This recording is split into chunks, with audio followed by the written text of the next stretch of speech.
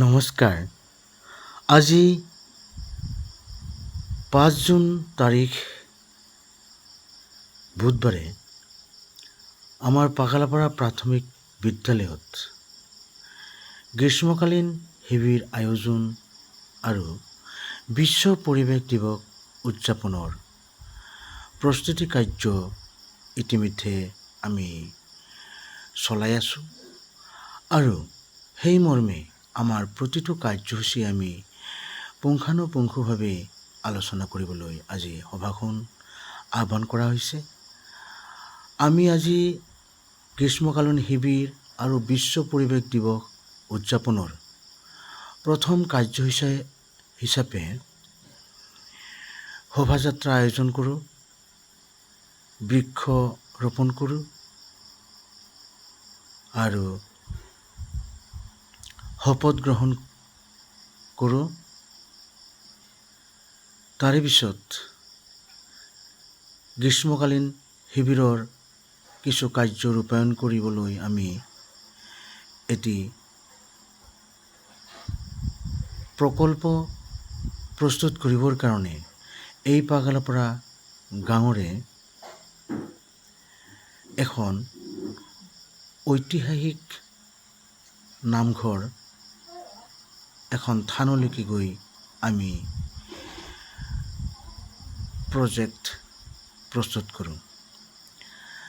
এতিয়া আমাৰ গ্ৰীষ্মকালীন শিবিৰ আৰু বিশ্ব পৰিৱেশ দিৱস এই উদযাপনৰ মূল উদ্দেশ্য হ'ল যে আমাৰ বৰ্তমান পৃথিৱীখন খুব উত্তাপ হ'বলৈ ধৰিছে।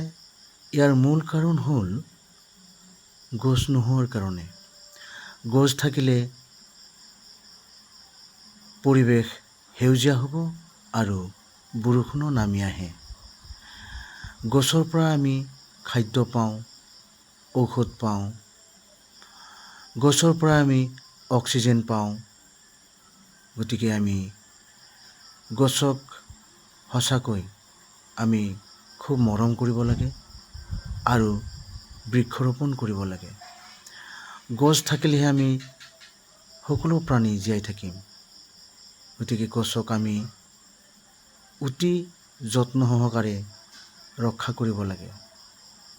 গছ থাকিলেহে আমাৰ পৰিৱেশ সুন্দৰ হ'ব,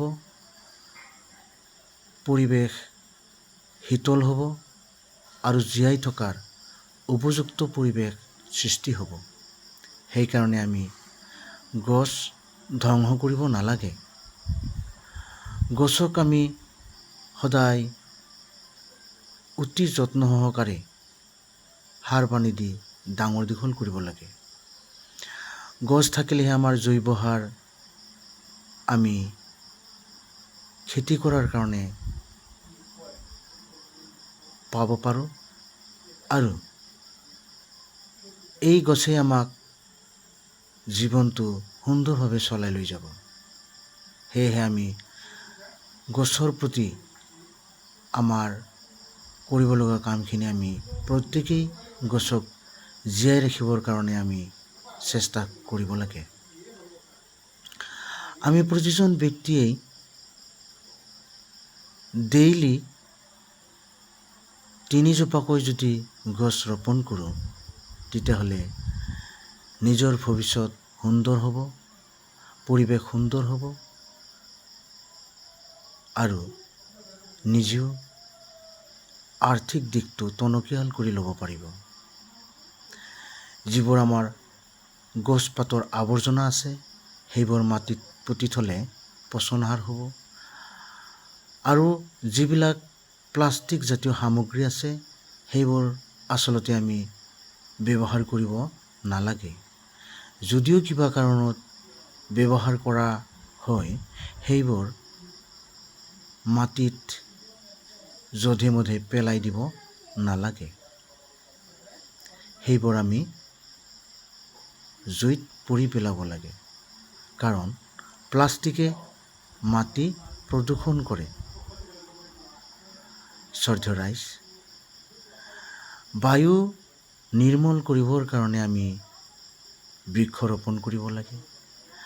খাদ্য পাবৰ কাৰণে বৃক্ষ ৰোপণ কৰিব লাগে, ঔষধ পাবলৈ বৃক্ষ ৰোপণ কৰিব লাগে। গতিকে বৰষুণ পাবলৈ, ছাঁ পাবলৈ, কাঠ পাবলৈ আমি উদ্ভিদ ৰোপণ কৰিব লাগে। উদ্ভিদেই আমাৰ মূল। উদ্ভিদ নহ'লে আমি পৃথিৱীত জীয়াই থাকিব নোৱাৰিম।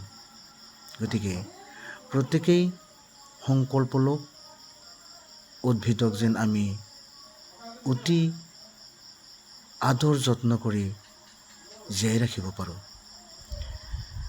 যিসকল ব্যক্তিয়ে ৰাস্তাৰ কাষত থকা গছবিলাকত গজাল মাৰে, সেইটো আচলতে কৰিব নালাগে। কাৰণ গছৰো প্ৰাণ আছে। যদিও আমি